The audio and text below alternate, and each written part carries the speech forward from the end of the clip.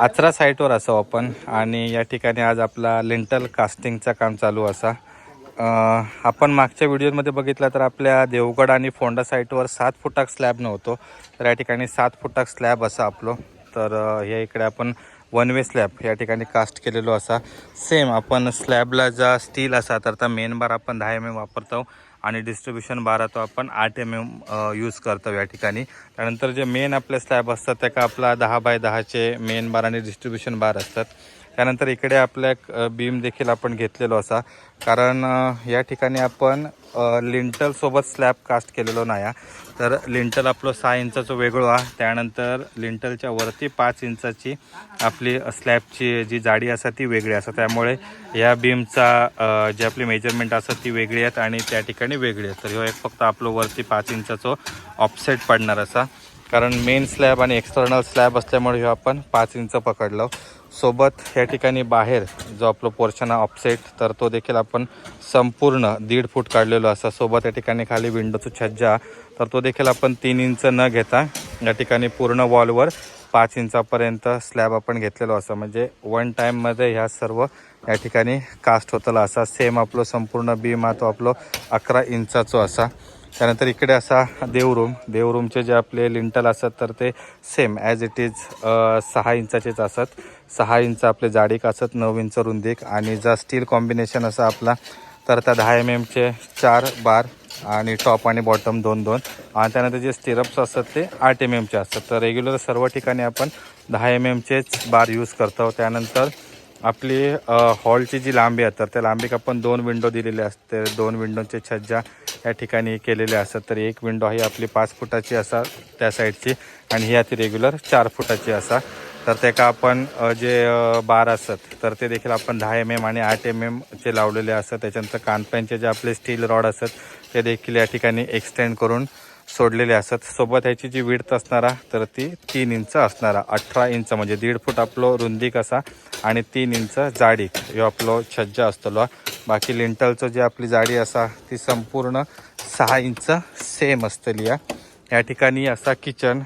तर किचनला आपण एक लॉफ्ट जे आपण एंट्री करतो डोअर त्या ठिकाणी आपण ते दिलेलो असा। त्यानंतर या ठिकाणी असा किचनची विंडो, तर त्या किचनच्या विंडोक देखील एक आपलं एक्सटर्नल साईडने छज्जा असा। तर त्याका पण आपण 10 mm चे बार आणि 8 mm चे डिस्ट्रीब्युशन बार या ठिकाणी दिलेले असतात।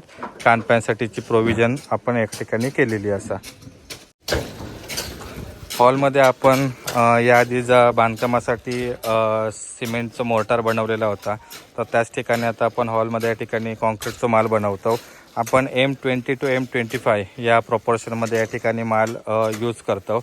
आता M20चा विषय कसं असतं की त्याचं एक प्रमाण फिक्स असा की आपण किती बॅग सिमेंट घ्यायचं, किती घमेला खडी आणि किती घमेला वाळू। पण M25 आपल्याला डिझाईन मिक्स करूचा लागता, त्यामुळे ज्या प्रकारे आपल्याकडे खडी आणि वाळू याचं जे मटेरियल येतं, जाड वाळू असतात, बारीक वाळू असतात, खडीमध्ये बारीक खडीचं किती प्रमाण, मोठ्या खडीचं किती प्रमाण, त्यावर आपलं डिपेंड असतं की आपल्या प्रॉपोर्शन 20 to 25 जर आपला असा तर त्याच्यापर्यंत आपण कुठेपर्यंत घ्यायचा आता। तर तो साईटवर ज्या प्रकारे मटेरियल येतं, ज्या प्रकारे लॉट येतं त्याच्यावर आपलं डिपेंड। आपण M20च्या खाली आपण कोणताही RCCचा ग्रेड घेत नाही आणि M25च्या वर तर पॉसिबलच होत नाही जाणं, कारण त्या स्टील आणि त्या पूर्ण कॉन्क्रीटचा प्रॉपोर्शन असता त्या देखील येऊ हवा। जर तुम्ही एखादा कमर्शियल बिल्डिंग किंवा जी स्ट्रक्चरल म्हणजे ब्रिजेस वगैरे असतात तर त्या ठिकाणी आपल्याक त्या पूर्ण डिझाईन मिक्स करूनच मटेरियल सर्व वापरूचा लागतं। आपण आता चाललो या ठिकाणी जिन्याकडे।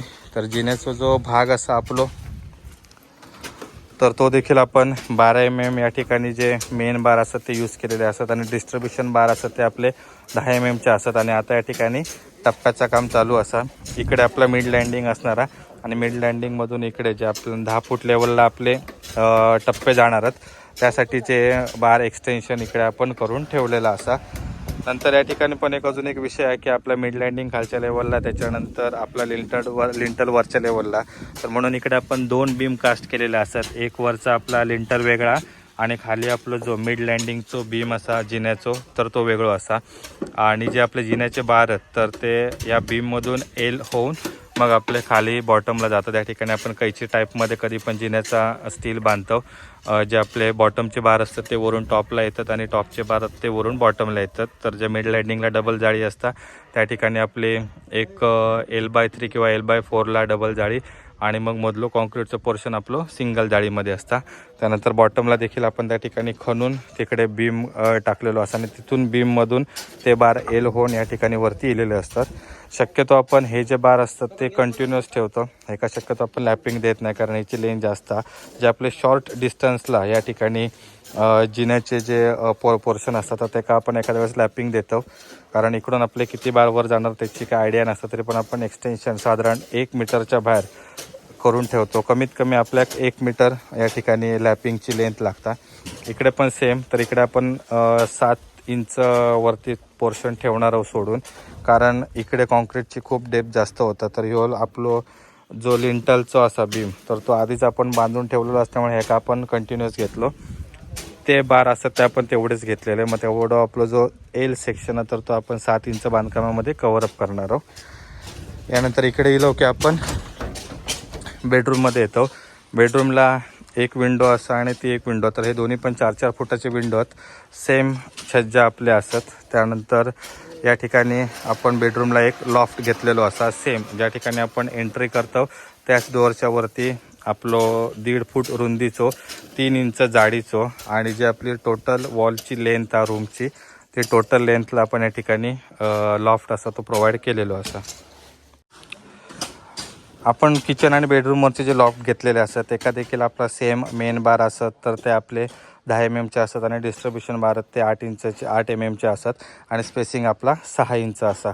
पण या ठिकाणी आपले बाथरूम दोन्ही असल्यामुळे आपण जे बाथरूमच्या स्लॅबवरचेच बार असतात ते थ्रू आऊट बाहेर काढलेले असतात. त्यामुळे इकडे आपल्याला वेगळा स्टील काय बांधूचा लागला नाही. आणि इकडे असं आपलं टॉयलेट आणि बाथरूम.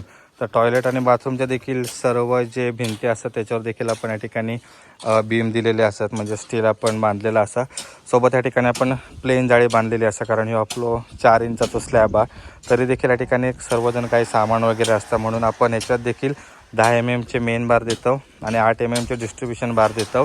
दोन्ही बारमधचा स्पेसिंग असतात 6 इंच असता. तर ह्यो बाथरूमवरचो स्लॅब आहे, ह्यो टॉयलेटवरचो स्लॅब असा. त्यानंतर इकडे आपली ही एक्झिट असा बाहेर जाऊची. तर या ठिकाणी काय आपला बांधकाम वगैरे येणार नाही. तरी देखील डायरेक्ट आपल्या पॅसेजमधून इकडच्या वरच्या बेडरूमच्या ठिकाणचे भिंती वगैरे आपले व्हिजिबल होऊ नको म्हणून इकडे देखील आपण लिंटल थ्रू आऊट घेतलेला असा. त्या ठिकाणी लिंटल आपण कट घेतला कारण इकडून सामान वगैरे ज्यावेळी आपण टाकतो होतो त्याच्यासाठी आपल्याला ती जागा मिळाक हवी म्हणून ती वॉल आपण घेतली नाही पुढे. इकडे असं आपलं बेडरूम 2. तर बेडरूम 2 देखील ज्या ठिकाणाहून एंट्री करतो बेडरूममध्ये तर त्या डोअरच्या वरच्या भिंतीक आपण लॉफ्ट घेतलेलो असा. सेम सगळ्या लॉफ्टचा स्टील प्रॉपोर्शन 10 mm 8 mmचा मेन आणि डिस्ट्रीब्युशन बार. स्पेसिंग देखील सेम आणि या ठिकाणी लिंटलचे आपले जे 10 mmचे 4 बार असतात आणि जे आपले स्टिरप्स असतात 8 mmचे तर ते 7 इंच स्पेसिंगला असतात. इकडे बाथरूमचे जे वेंट असतात म्हणजे छोटे विंडो तर ते छोट्या विंडो आपण 9 इंच रुंदीचा आणि त्याच्यानंतर आपले जे 1.5 फूट विंडो साईज असतात त्याच्या बाहेर 6 इंच आणि साधारण 3 इंच जाडीचा. तर असे हे 2 छोटे आपण छज्जा या ठिकाणी दिलेले असतात. तर याचा स्टील अजून बांधूचा असा. त्यानंतर इकडे आपले एक्झिटचं डोअर आणि त्या ठिकाणी असा विंडोचा वरचा छज्जा. तर हे 2 आपण एकत्रच या ठिकाणी बनवलेले असतात कारण ज्यावेळी आपण इकडून एंट्री करून बाहेर जाणार तर त्यावेळी तो डोअरचं जे कानपे असणार आहेत ते अडकू शकतात म्हणून आपण थ्रू आऊट या ठिकाणी एकच सिंगल छज्जा घेतलेलो आणि नंतर डोअरच्या आपल्या लेफ्ट साईडने आणि विंडोच्या राईट साईडने आपले कानपे खाली येतले आहेत. तर असे छोटे छोटे काही चेंजेस असतात प्रत्येक साईटवर. तर कॉमन काहीच गोष्टी नसतात. तर तुम्ही मागचे जर व्हिडिओ बघितला असता त्याच्यातून आणि या साईटवरच्या स्टील स्ट्रक्चर किंवा हे जे लॉफ्ट आणि सर्व पोझिशन्स असतात वरांड्याचं स्लॅब ह्याच्यावरनं तुमका आयडिया येतली की आपल्या घरात आपल्या काही चेंजेस करू हवे. प्रत्येक मालकांचे विचार वेगवेगळे असतात त्यामुळे त्यांच्या डिझाईनप्रमाणे आपल्या ह्या सर्व काम करूचं लागतं. त्यांच्या रिक्वायरमेंटप्रमाणे डिझाईन आम्ही करतो. त्यांचे जे रिक्वायरमेंट असतात ते आमका लक्षात घेऊचे लागतात या ठिकाणी. तर आता काही वेळातच आपल्या ठिकाणी कॉन्क्रीटचं काम चालू आहेत. तर वाजलेत 11. बघूया किती वाजेपर्यंत होत आता. नमस्कार मंडळी, सुवर्ण कोकण व्लॉग यूट्यूब चॅनलच्या माध्यमातून आपण जे घर बांधकाम करतो कोकणामध्ये सिंधुदुर्गात मेजरली, तर त्याचे आपण संपूर्ण तुमका अपडेट देत असतो आणि तुम्ही देखील त्याचा खूप चांगला प्रतिसाद आमका देतास. यासाठी आपण सुवर्ण कोकण व्लॉग या यूट्यूब चॅनलवर कोकणातील घर बांधकाम ही एक प्लेलिस्ट बनवलेली असते, ज्यामध्ये आपले आधीचे देखील व्हिडिओ असतात आणि आता ऑनगोईंग जे आपले साईट आहेत त्याच्यावर कोणकोणती कामं चालू आहेत आणि कशाप्रकारे आम्ही कामं करत आहोत त्याची सर्वांची माहिती आपण देत असतो.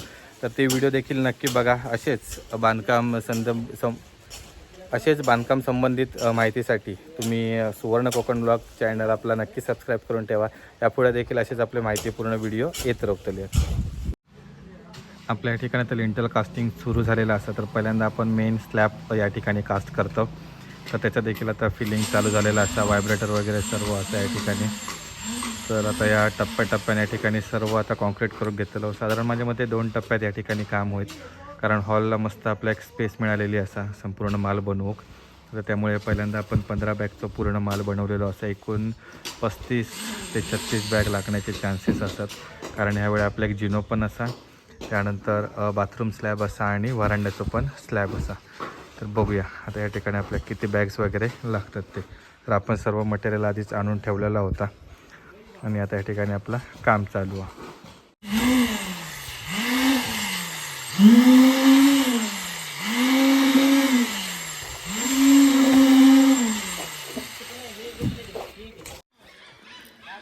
पहिलं या ठिकाणी जो डेपो केलेला होता त्याच्यामध्ये आपण देवरूम स्लॅब, देवरूमचं लिंटल, व्हरांडा स्लॅब, किचनचं लिंटल आणि त्यानंतर या ठिकाणी जो आपलं बेडरूम असा तर त्याचे एक थोडा लिंटल या ठिकाणी कंप्लीट झाला.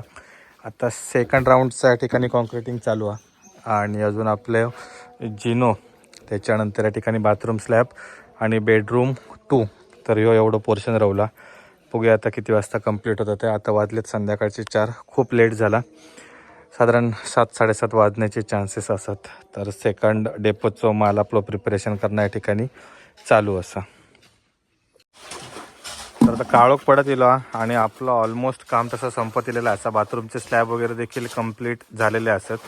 तर अजून एक डेपो आपल्या करूचं लागतलो. एक बेडरूम फक्त त्या ठिकाणी कंप्लीट राहिलेली असं, त्याच्यावरचं लॉफ्ट आणि छज्जा आणि ही आपली हॉलवरची लाईन. तर याच्यानंतरची अपडेट तुमका उद्याच देतले, कारण आता काळोख पडतलो. तर आता आमका थोडासा या नाईटमध्येच कॉन्क्रीट जरासा करूचा लागतला.